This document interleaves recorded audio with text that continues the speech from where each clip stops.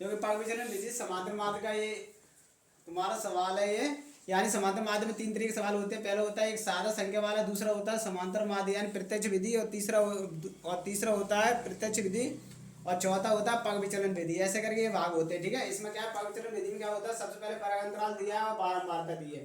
तो हमें क्या करना है, पहले मध्य बिंदु यानी एक्स वाला हमें मान निकालने। ठीक है, एक्स वाले बिंदु कैसे मान निकालेंगे, तो यहाँ पे क्या करें, जो 0 और 5 अगर दोनों को जोड़ो कितने हो गए, 5 हो गए। 5 के आधे करें तो ये हो जाए तुम्हारे 2.5 यानी 2.5। अब इसमें देखें अंतर कितने का है, दोनों में अंतर कितने का है, इसमें अंतर है तुम्हारा 5 का अंतर। अब 5 में क्या करेंगे, ये तुम दोनों संख्या को हम जोड़ देंगे, है ना, तो ये हो जाए तुम्हारे 7.5। अब इसमें क्या है, फिर 5 का अंतर है, तो इसमें जोड़ते ये हो जाए तुम्हारा 12.5। ऐसे करके यहाँ पे ये हो जाएगा 12 17 यानी 17.5। ऐसे फिर इसमें जोड़ेंगे तो ये हो जाएगा तुम्हारा 22.5। फिर हो जाएगा तुम्हारा 27.5। 27 का फिर इसमें जोड़ेंगे तो ये हो जाएगा तुम्हारा 32.5।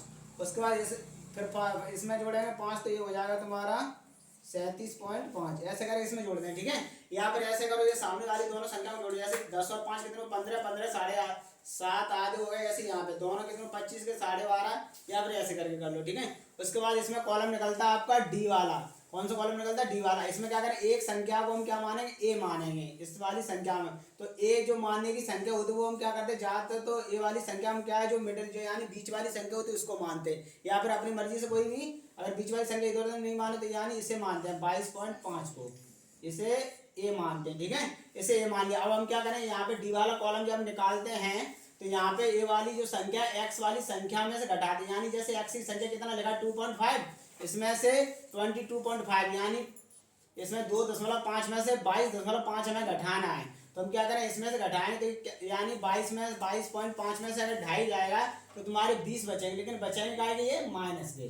ठीक है, उसके बाद क्या करेंगे, 7.5 में से यहाँ पे 22.5 घटाएंगे इसमें से, तो दोनों संख्या में से घटाएं तो इसमें भी घटाएं, तो दोनों संख्या में जो तुम्हारा मान घटाना है ये तुम्हारा बचेगा माइनस के 15। उसके बाद दोबारा अगर मान घटाएं तो ये बचेगा माइनस के 10। ऐसे करके ये घटाते जाएंगे, जो भी तुम्हारा मान आते हैं वो यहाँ पे रखते जाएंगे। ठीक है, ये तुमने रख दिया। उसके बाद 22.5 में यानी इसमें से जाए तो 0 बचेगा। उसके बाद क्या, 27 में से फिर यहाँ पे आप 27.5 में 22.5 घटाओ तो ये तुम्हारे 5 बचेंगे। उसके बाद क्या करें, 32.5 में से ये घटाएंगे तो तुम्हारी ये यानी दोनों से अगर घटाना चाहो, अभी जो घटाया था वैसे इसमें से घटाएंगे तो ये तुम्हारे 10 बचेंगे। उसके बाद 37.5 में से भी ये घटाएंगे तो तुम्हारे ये बचेंगे तुम्हारे 15।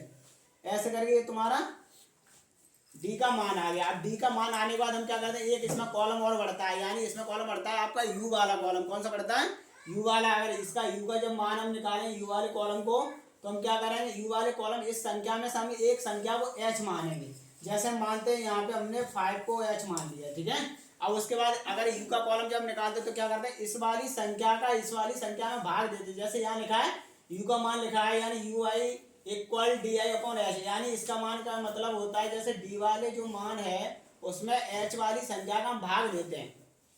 जैसे यहाँ पे ये तो तुम्हारा क्या का मान है, डी का मान हो गया, और इसमें भाग आएगा देना, हमने जो एच संख्या मान है उस संख्या को हमें भाग देना है। तो 5 का भाग देंगे 20 में, यानी कितना, 5 चौक 20 यानी माइनस के 4।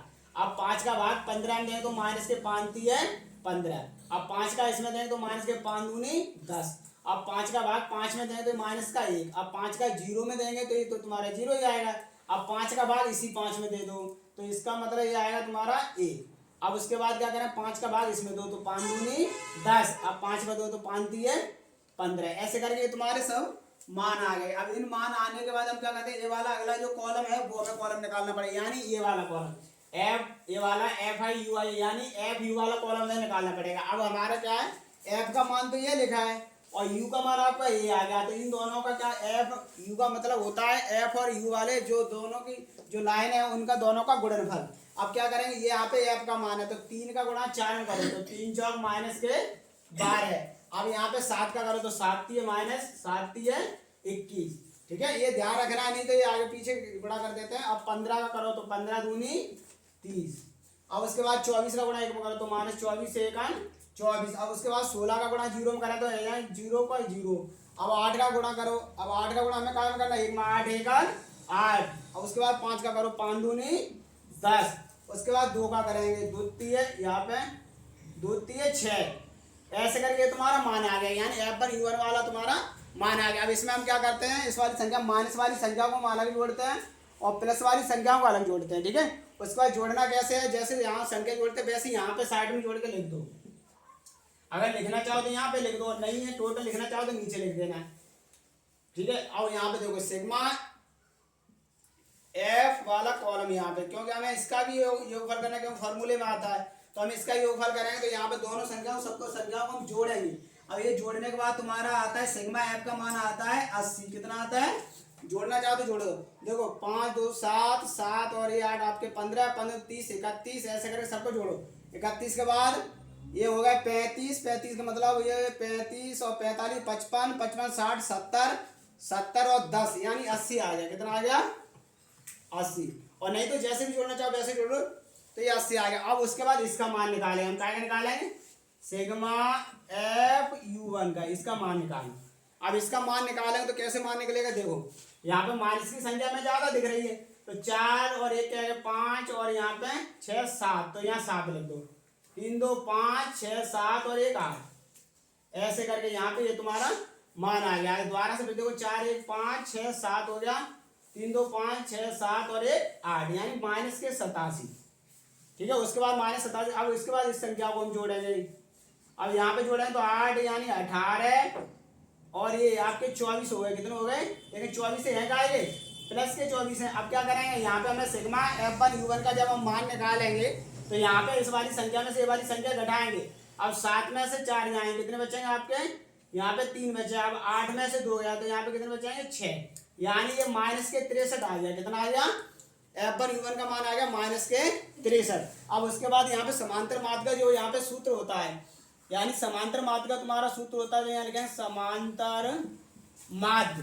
तो समांतर माध्य का आपका सूत्र होगा यहाँ पे A plus sigma F1 U1 upon sigma F। अब उसके बाद गुणा H, क्योंकि यहाँ पे जब H का जो मान होता है उसमें क्या होता है, इसका गुणा हो जाता है। ऐसे करिए फॉर्मूला हो गया तुम्हारा। अब हम क्या करें, ये वाले जो मान है इस मान को रखें, देखो यहाँ पे रखते हैं। उसके बाद देखो यहाँ पे A का यानी x बार, समांतर मान का मतलब इसे हम प्रत्यक्ष से x बार से भी कर सकते हैं। उसके बाद A का मान, अब देखो हमने A क्या माना था यहाँ पे 22.5, तो यहाँ रखेंगे 22.5 हमने रख दिया। उसके बाद यहाँ पे क्या लगा, फॉर्मूले में प्लस है तो प्लस लगा। और उसके बाद सिग्मा F1 U1 का मान था आपका -63, तो यहाँ पे क्या लिखेंगे -63। उसके बाद देखो, और उसके बाद ये मान सिग्मा F का मान कितना था 80, तो हम यहाँ पे 80 रखेंगे, हमने 80 रख लिया। उसके बाद क्या करेंगे, आप जाएंगे जो भी आकर इसका मान है और गुणा H को हमने क्या माना 5, तो यहाँ पे 5 रखेंगे।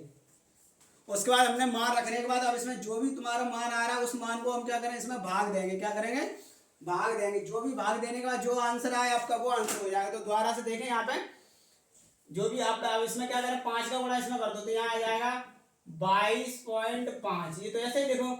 और उसके बाद क्या है, ये 63 का इसमें गुणा हो रहा है। अगर इसका इसमें गुणा कर रहे हैं तो हम क्या करें, माइनस का चिन्ह, तो यहाँ माइनस का चिन्ह लगा लो। 5 का गुणा करो 5 3 15 की 5 हासिल लगी 1, ऐसे 5 6 30 और 1 31, यानी ये 315 बट्टे में 80। और हमें क्या करना, 80 का 315 में भाग देना है, यानी भाग देना चाहो तो भाग ऐसे करके लिख सकते हैं 315 और 80 का इसमें भाग दो, तो 8 3 24, यानी 2 से 40 बार गया। हासिल क्या है यहाँ पे 5 और यहाँ से 1 हासिल, 1 में से 4 जाएगा, यहाँ से हासिल 11 हो गया। 11 में से 4 जाए तो आपके यहाँ पे 7 बचे, यानी ये बचे। इसमें जाएगा नहीं तो यहाँ पे पॉइंट लगा के यहाँ पे 0 बढ़ा दो। अब क्या करेंगे 8 का भाग दो, यानी 8 का भाग जाएगा आपका 8 में 72, 9 के करीब जाएगा, तो यहाँ पे 8 में 72, फिर यहाँ पे 0 5 का फिर 2, यहाँ पे कितनी बजाय 3, यानी 30 हो गया। अब इसमें नहीं जाएगा लेकिन 0 बढ़ा सकते हैं। अब 8 का फिर इसमें दोगे 8 का, यानी 80 का दे रहे हैं तो इसमें दो, 8 में 72, ये हो गया आपका।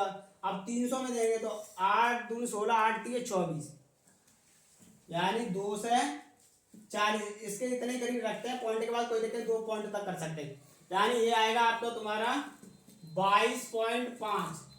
अब माइनस का है तो माइनस लगाएंगे, तो यहाँ पे हो जाएगा 3.93, यानी ऐसे यहाँ तक कर सकते हैं। उसके बाद क्या अब हमें 22.5 में से ये वाली संख्या जो है तुम्हारी 3.92 ये वाली संख्या में घटाना है, तो यहाँ पे घटाएंगे तो ये आप तुम्हारा आंसर आएगा अगर यार 2 अंक तक है तो 2 अंक तक रखो, नहीं तो मेरे ख्याल से अगर 1 है तो 1 तक कर दो, कोई दिक्कत नहीं होता, डायरेक्ट हटा देंगे, ठीक है।